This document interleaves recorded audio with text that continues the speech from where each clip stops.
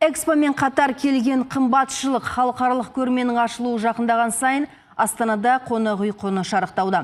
Сұраныс жоғары болғандықтан қожайындар бағаны өз қалауларынша белгілеп жатыр.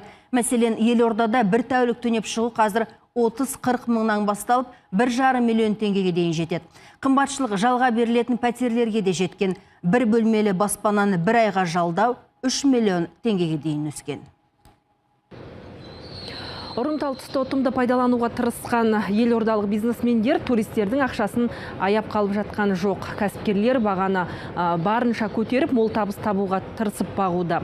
Ал мұндай маусымдық қымбатшылыққа ешкім шектеу қоя алмайды, бағаны нарық реттейді.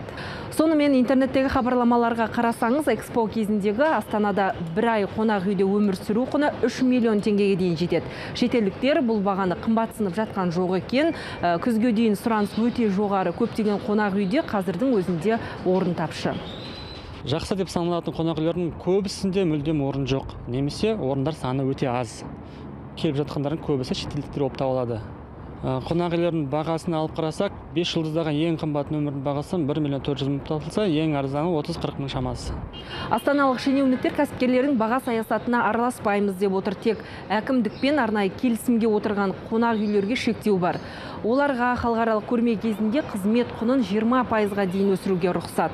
Мәселен, Есілдің сол жағалауында орналасқан мына қонақ үйдің иесі жөндеу жасап, қонақтарды күтіп алуға қызу дайындалуда.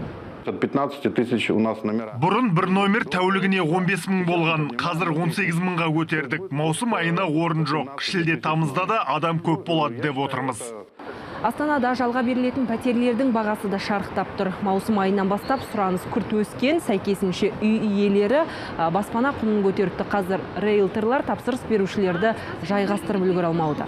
Цены на недвижимость, конечно. Экспоға байланысты пәтер бағасы 2 есеге қымбаттады. Астанада бір бөлмелі баспананы 150 мыңға, 2 бөлмеліні 300-350 мыңға жалдауға болады. Әзірге бос пәтерлер бар, бірақ сұраныс та өте жоғары. Жалпы Астанада 191 қонақ үйі бар. Бұдан бөлек әкімдік туристерге қосымша хостел, жатақханалар да дайындап отыр. Жатақханалардағы баға 2000 теңгеден басталады. Дегенмен әкімдік ұсынған мұндай арзан орындардың саны шектеулі. Бар жоқ 38 мың адамға шақталған.